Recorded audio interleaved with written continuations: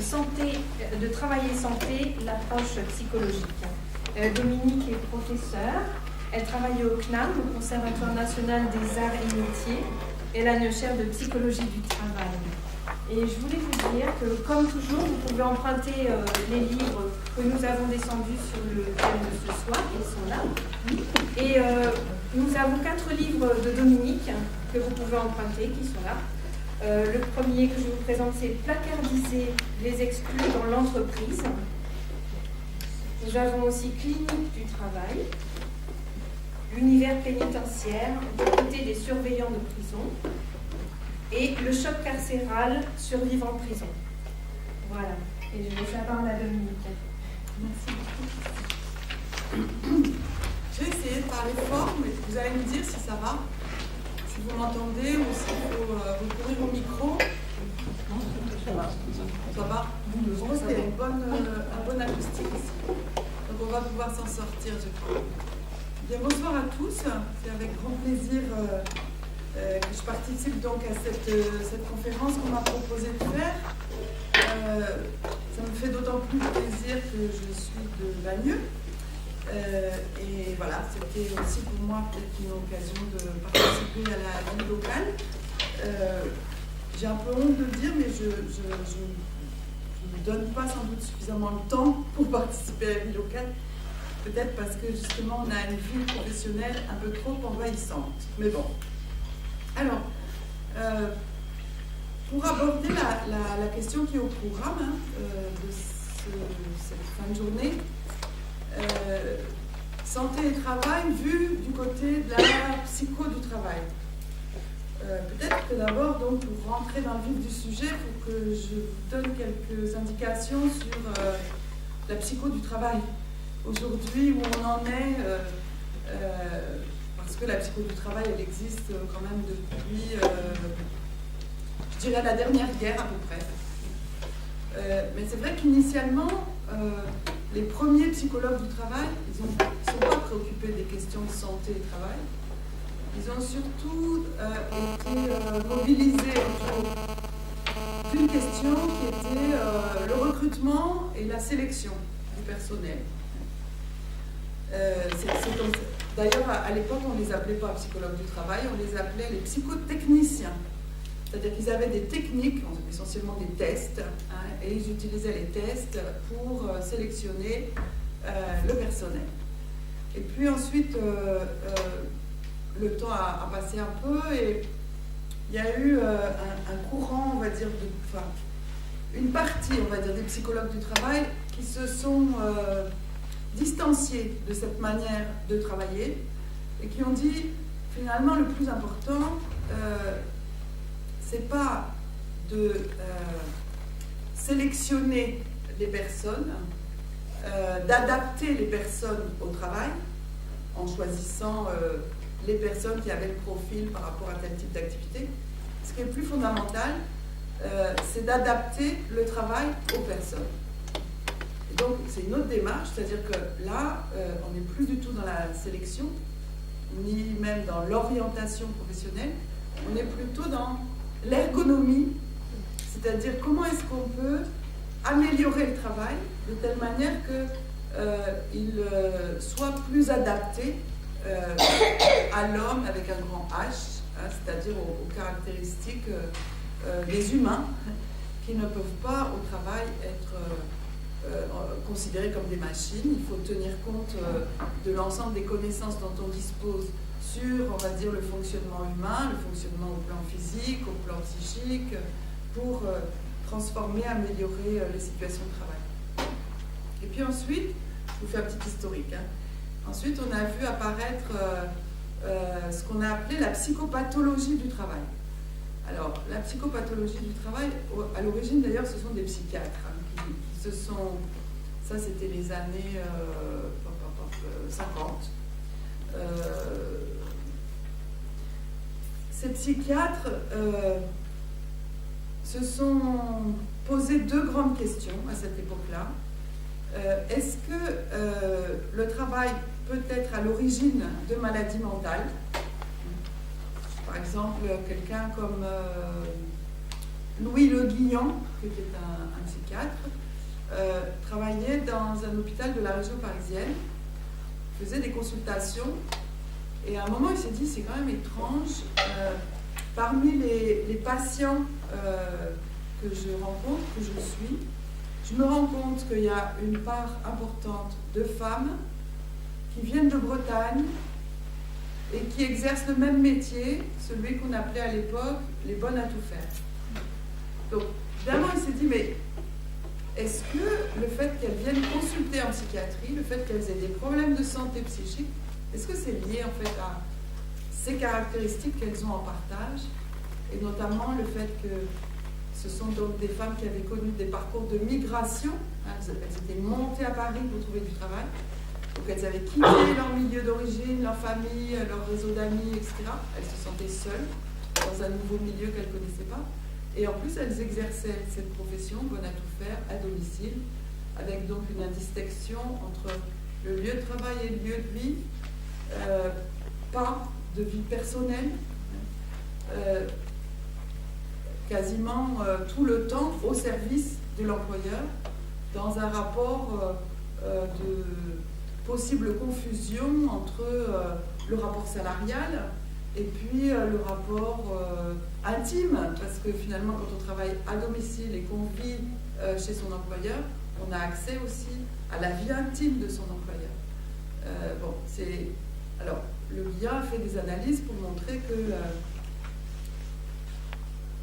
les activités qu'on appelle aujourd'hui les activités de service, quand elles sont exercées à domicile, pas nécessairement d'ailleurs toujours avec un contrat de travail, sont des activités qui exposent à la servitude. Parfois, on glisse vite du service à la servitude. Et donc, il montrait le caractère potentiellement pathogène de ces situations de travail. C'est à partir de là qu'on a commencé donc à se dire, est-ce que le travail peut être néfaste pour la santé mentale? Mais ces psychiatres, à l'époque, ont immédiatement aussi posé une deuxième question. Peut-être que cette question-là, on a tendance à l'oublier aujourd'hui. Ils se sont dit, mais est-ce que le travail peut être thérapeutique? Est-ce que le travail peut être thérapeutique? Par exemple, ils étaient amenés, si vous voulez, à penser cette question-là, parce que au moment de la guerre, alors, comment il s'appelait celui-là? C'est Le Guillon, toujours. C'est le même, hein, Le Guillon. Il était directeur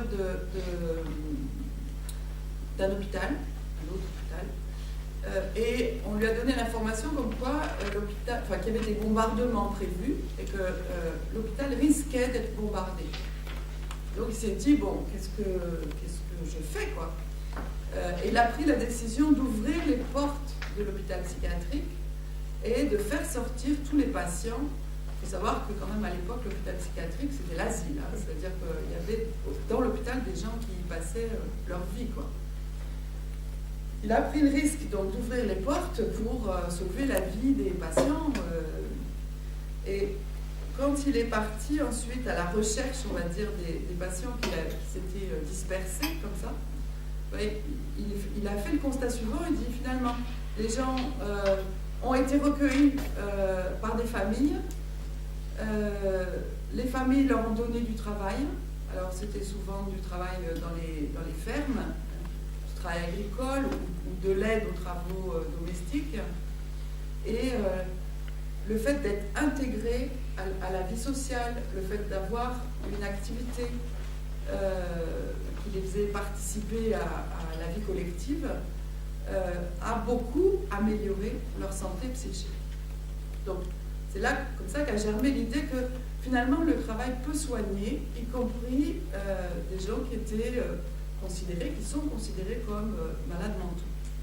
Alors, du coup, il y a eu des réflexions sur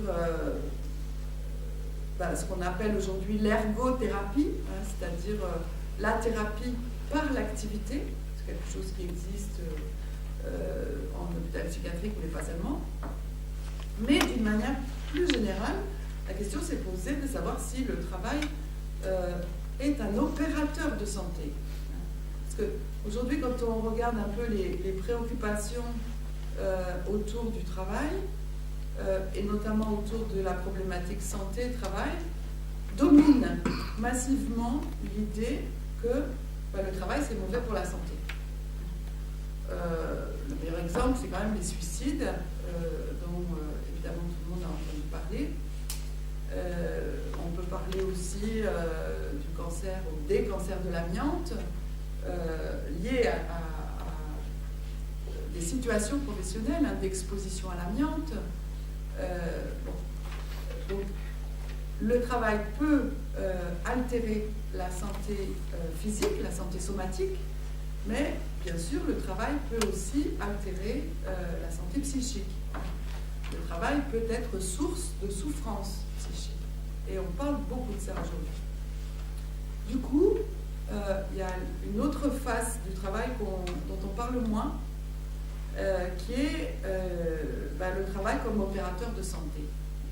Le travail au service de la santé. Alors évidemment, pas à n'importe quelle condition.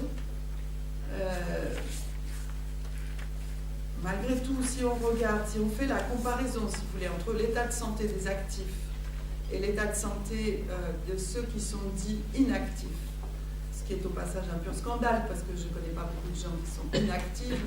En général, quand on commence à être inactif, c'est qu'on n'est pas loin de la fin de vie. Mais ça, si vous voulez, du coup, ça conduit à penser les catégories qu'on construit pour opposer donc actifs-inactifs. Je pense par exemple que les retraités sont aujourd'hui et de plus en plus des actifs, même s'ils n'ont plus d'emploi. Bon. On sous-estime le côté positif, on va dire, du travail, qu'on repère mieux si on écoute les gens qui n'ont pas de travail. Si on écoute les gens qui n'ont pas de travail, si on regarde la santé des demandeurs d'emploi, et les études épidémiologiques le montrent, même si elles le montrent plus difficilement, parce que si vous voulez, il y a des grosses enquêtes, et il y a un suivi médical, il y a une médecine du travail. Donc on a des instruments d'évaluation, de mesure, de suivi de la santé des salariés, qui ne sont pas nécessairement complètement performants, mais voilà, qui permettent quand même d'avoir des idées sur les tendances, les évolutions, les problèmes. Par contre, à partir du moment où on sort du monde du travail, médecine du travail terminée, médecine de prévention terminée, enquête épidémiologique beaucoup moins fréquente, plus difficile. Par contre, on sait, parce qu'il y a des études sur le suicide en France, que se suicident beaucoup plus les chômeurs que les salariés. Alors, quand je dis ça, si vous voulez, c'est pas du tout pour minimiser les problèmes de santé au travail, mais c'est peut-être pour qu'on aborde ces questions-là, la problématique santé et travail, sous ces différentes dimensions, et pas seulement sous une seule dimension, c'est-à-dire comment est-ce que les mutations du travail contribuent aujourd'hui à mettre en danger, on va dire, la santé des personnes. Il faut aussi voir l'autre face, c'est-à-dire qu'est-ce qu'il en est des problèmes de santé des sans-travail. Alors, il faut peut-être aussi ajouter, je voudrais le faire ici, je vais essayer de ne pas parler trop longtemps, de manière à ce qu'on puisse prendre bien sûr le temps de la discussion. Je n'ai pas du tout envie de vous faire un cours magistral pendant 2 heures, ce n'est pas l'objectif. Je pense que c'est important la discussion, très important. Je pense qu'il faut qu'on s'arrête aussi un moment sur ce qu'on entend par travail, vous voyez, parce que on a tendance, c'est pas nouveau, à confondre le travail et l'emploi. Quand quelqu'un dit ah, moi je ne travaille pas, je suis femme au foyer, ou j'élève mes enfants, moi, c'est du boulot d'élever ses enfants. C'est une forme de travail qui n'est pas reconnue comme du travail parce qu'il ne fait pas l'objet d'un contrat de travail, parce qu'il ne s'inscrit pas dans une relation employeur-employé. Et pourtant, c'est un travail et un travail indispensable. De la même manière, le travail bénévole est un travail, mais il ne fait pas l'objet de rémunération. Il n'y a pas de contrat de travail, mais c'est du travail. Et on peut voir que dans certains endroits, et par exemple, bon nombre d'associations vivent, voire se développent, grâce au travail des bénévoles, des volontaires. Ça veut donc dire qu'il y a une vraie production à la clé. De la même manière, on parle de la retraite comme la fin du travail. Comme on vit de plus en plus vieux, beaucoup de gens ne s'arrêtent pas de travailler à l'âge de la retraite, pour plein de raisons. De plus en plus parce que les retraites sont faibles, et que donc il est nécessaire de continuer à travailler pour faire des compléments de retraite, mais aussi parce que le travail sert à beaucoup de choses. Et je dirais, si je veux résumer les choses, à trois choses importantes, fondamentales. Le travail, non réductible donc au travail salarié, le travail qui va intégrer le travail domestique, le travail familial, le travail bénévole, le travail associatif, le travail syndical, le travail politique. Bon, toutes ces activités de travail qui ne sont pas dans l'emploi servent à fabriquer de l'utile, c'est-à-dire qu'il faut qu'il y ait une reconnaissance par les autres de l'utilité sociale de ce qui est produit, bien sûr. Donc fabriquer de l'utile, fabriquer du lien social, c'est par le biais des activités partagées avec d'autres qu'on est en lien avec les autres. Et enfin, ça fabrique, je dirais, de l'identité. On se fabrique aussi soi-même dans l'activité de travail, que ce soit bien sûr l'activité professionnelle au sens habituel du terme, mais aussi toutes ces autres activités. Ici, on est en pleine activité, vous et moi, quel que soit votre rapport à l'activité professionnelle. Vous pouvez ne pas avoir d'activité professionnelle, vous êtes en activité. On ne peut pas dire que les étudiants ne travaillent pas. Je sais, comme enseignante, on peut leur reprocher d'ailleurs de ne pas travailler assez parfois. Donc c'est donc bien qu'il y a du travail dans cette situation d'étudiants et pourtant non salariés. Donc je crois que c'est important déjà de se mettre un petit peu d'accord sur le fait que le salaire, ce n'est pas le critère qui va permettre de classer ce qui est du travail ou ce qui n'est pas du travail. De la même manière qu'il y a une confusion chronique entre la tâche et l'activité.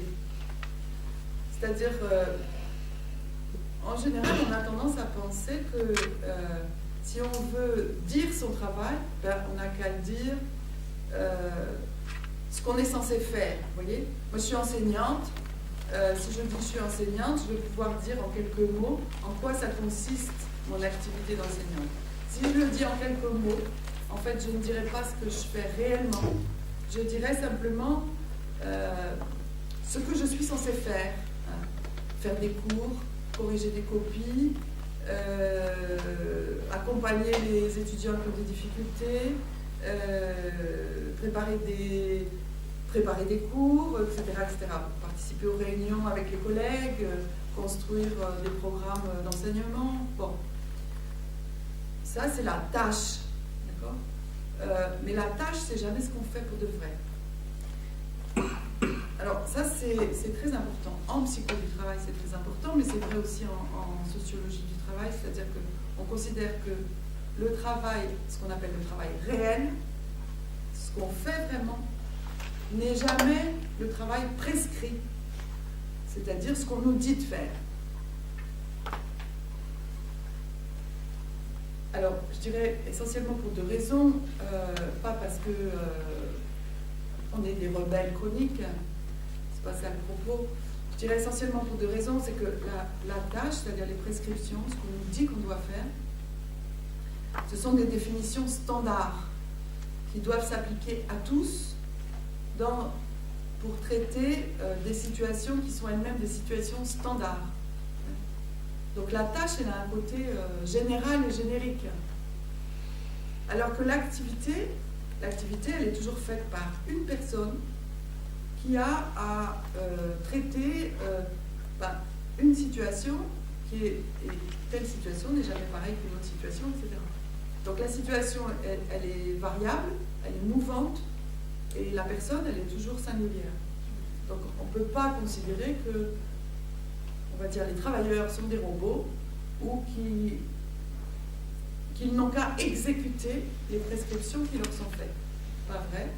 Il y a toujours, dans toute activité, et a fortiori de l'activité professionnelle, une reconception et une réorganisation du travail.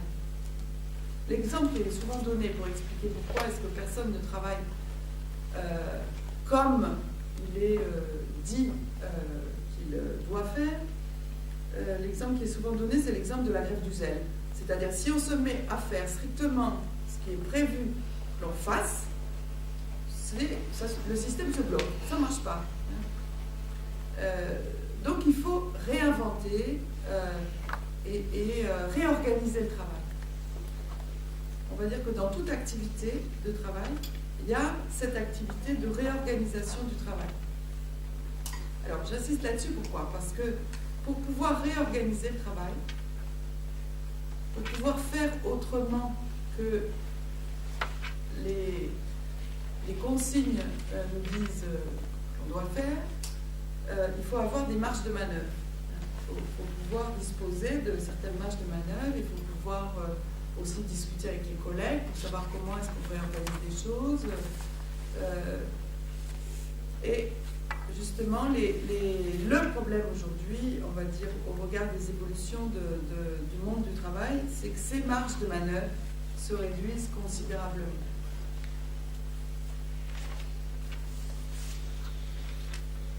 Si c'est pas clair, vous me dites, hein, vous m'interrompez. Alors, je vais aborder peut-être maintenant, sans trop m'apesantir, je crois, parce que je pense que c'est des acquis, quoi. C'est-à-dire que ces questions, on en parle beaucoup. Il y a beaucoup d'émissions de télé sur les mutations du travail, l'évolution du monde du travail, les transformations du travail. Donc, je vais faire un récapitulatif, on va dire, un peu synthétique, de manière à juste rappeler les choses, les cadrer, avant qu'on rentre de front sur la problématique santé et travail. Quand on regarde, si vous voulez, les analyses qui sont faites des évolutions du travail, des mutations du travail, on retient, on pourrait résumer les choses de la manière suivante, on retient essentiellement 3 grandes évolutions. Après, on peut décomposer, en voir plus, hein, mais au moins 3 grandes évolutions. La première grande évolution, c'est le développement de ce qu'on appelle joliment dans le monde de l'entreprise la flexibilité. Si on le traduit avec d'autres mots, on dira la précarité. Alors, évidemment, il y a une forme de précarité qui nous saute à la figure aujourd'hui, c'est la précarité de l'emploi. On sait qu'il y a de moins en moins de CDI, de plus en plus de CDD, le développement du travail intérimaire, de la flexibilité externe, de la sous-traitance, de la délocalisation. Bon. La précarité de l'emploi, je ne peux pas vous faire de dessin, je crois que tout le monde voit de quoi il s'agit.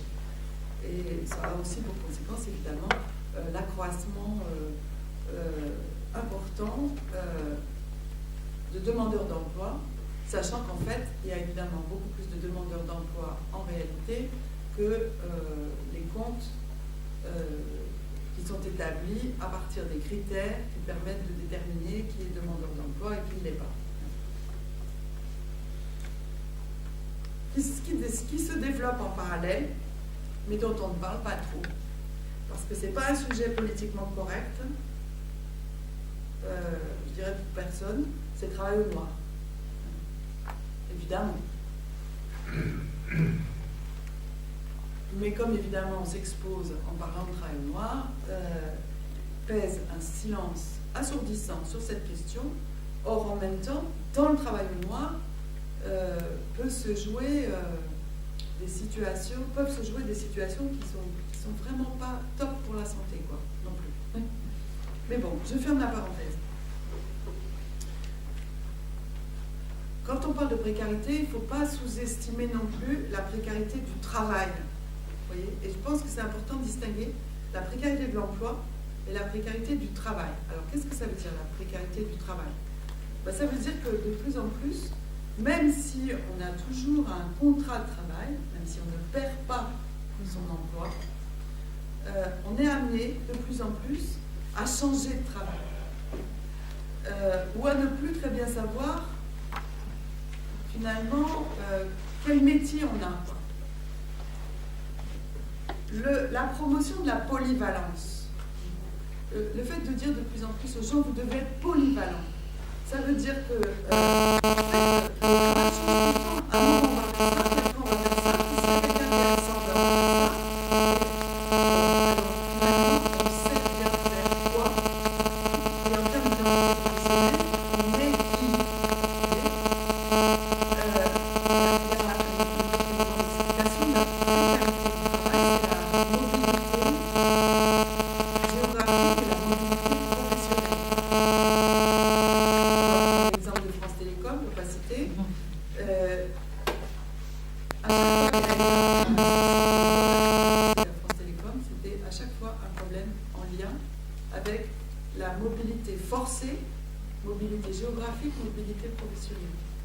La mobilité forcée, elle produit des situations de solitude au travail.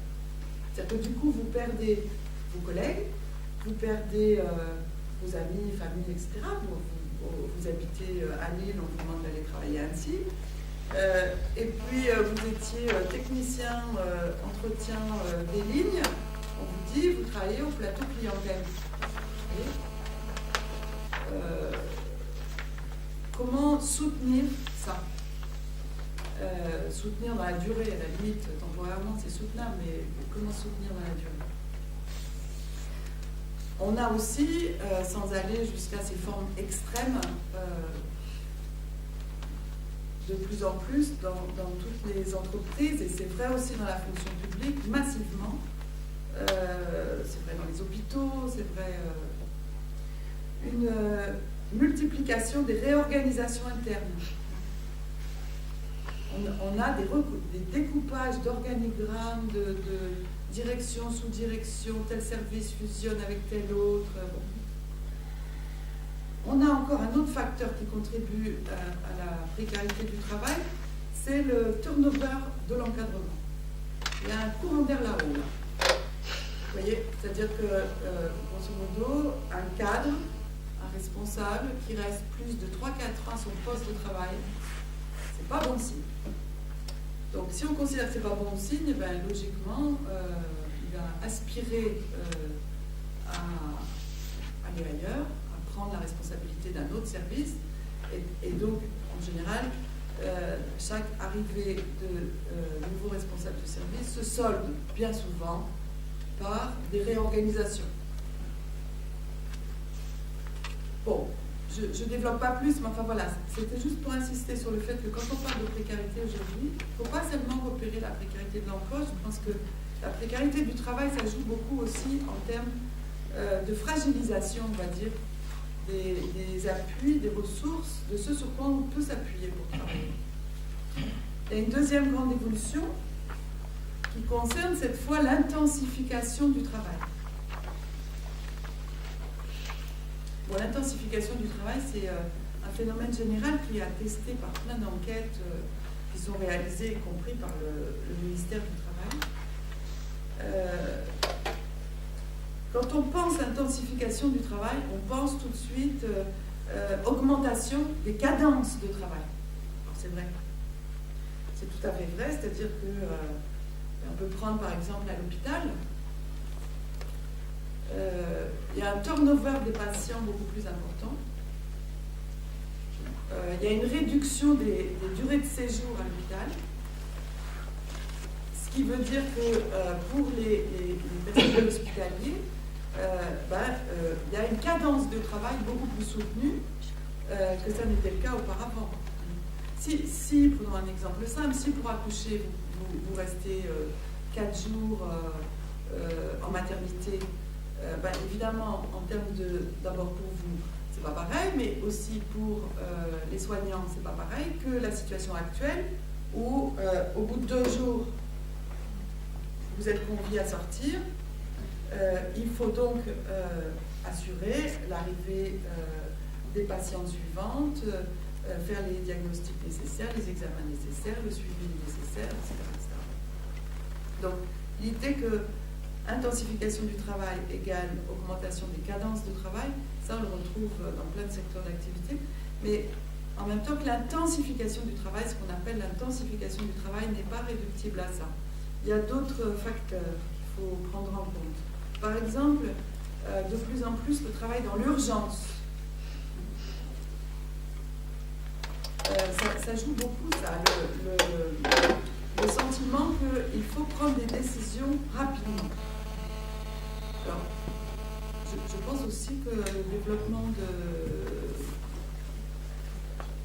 par exemple d'Internet, ça favorise ça énormément. Donc il y a aussi des évolutions technologiques qui peuvent expliquer, c'est pas seulement des évolutions économiques qui expliquent les transformations du travail, ce sont aussi des évolutions technologiques, bien sûr. Il y a aussi, pourquoi est-ce que le travail s'intensifie, on va dire, c'est souvent parce que aussi on a aujourd'hui moins de moyens qu'avant pour faire un travail qui pourtant est devenu plus complexe qu'avant. D'accord ? On a affaire, si vous voulez, globalement à des évolutions qui font que le travail est plus compliqué. Et paradoxalement, alors qu'il est devenu plus compliqué, on a moins de moyens pour pouvoir faire ce travail plus compliqué. L'intensification du travail, c'est lié aussi au fait qu'il y a de plus en plus une dilution des frontières entre le travail et le hors-travail. Le travail colonise la vie extra-professionnelle.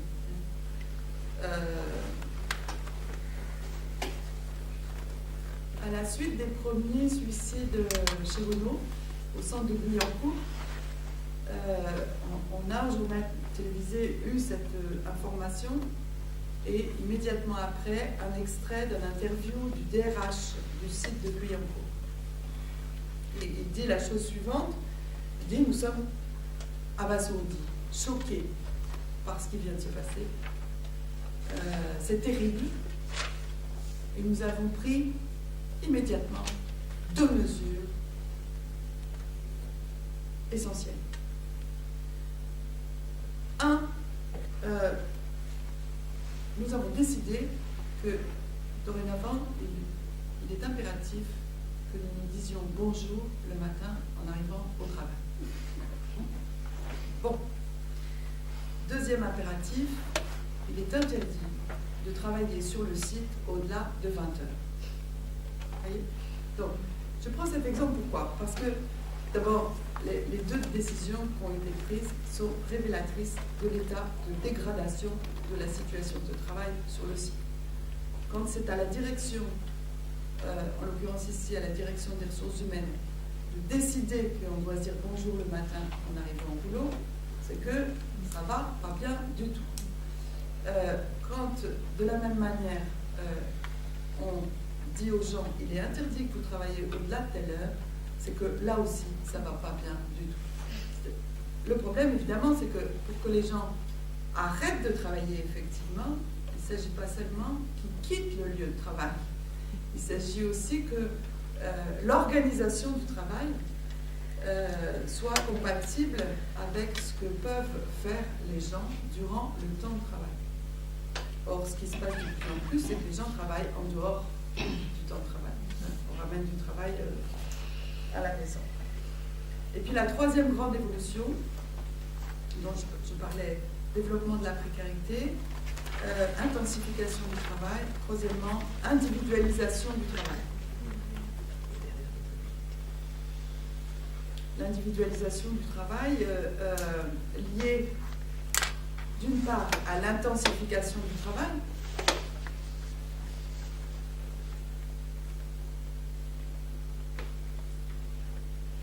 on a de moins en moins de temps pour échanger avec les collègues sur le travail. Donc,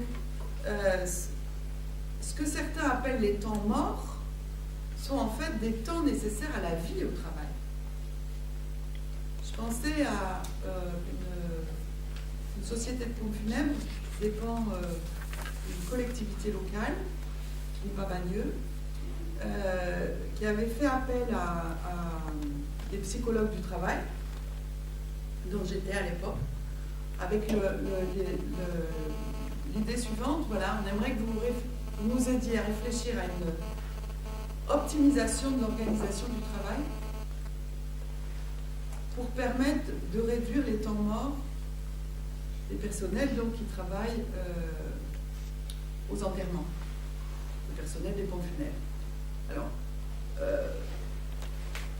on a essayé de ne pas rire, mais en même temps, on voit bien, si vous voulez, que la chasse au temps mort, l'idée que, alors les formules qui sont habituellement utilisées, c'est la rationalisation du travail, l'optimisation de l'organisation du travail, cette recherche d'accroissement de la rentabilité, de la productivité, se traduit par une chasse au temps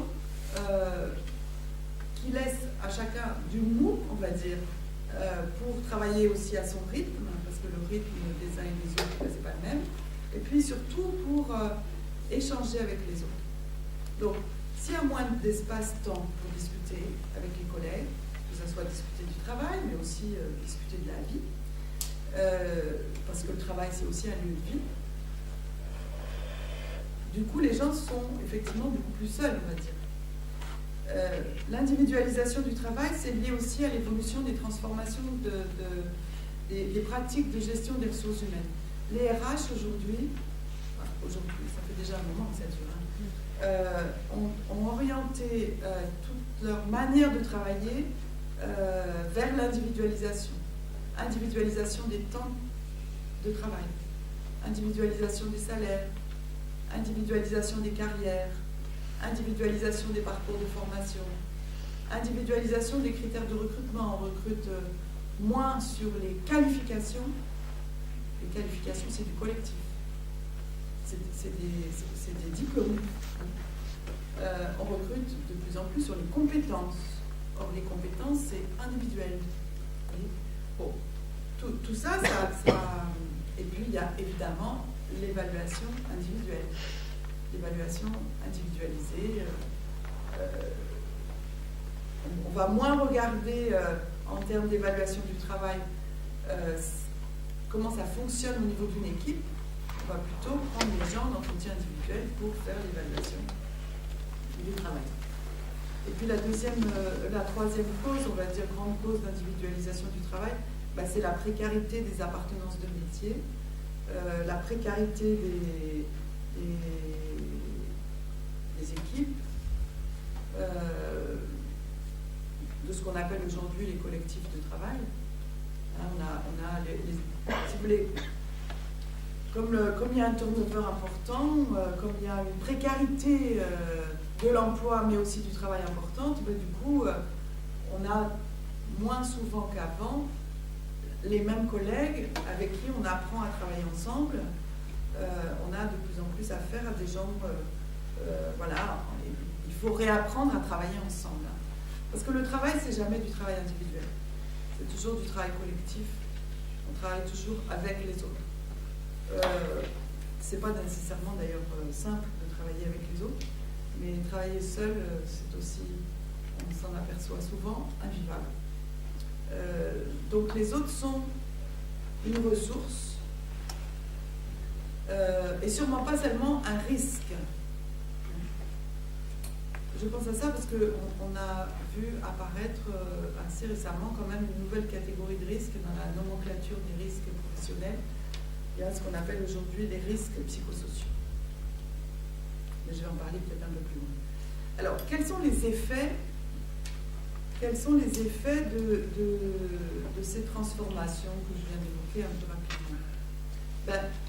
D'abord, une restriction des marges de manœuvre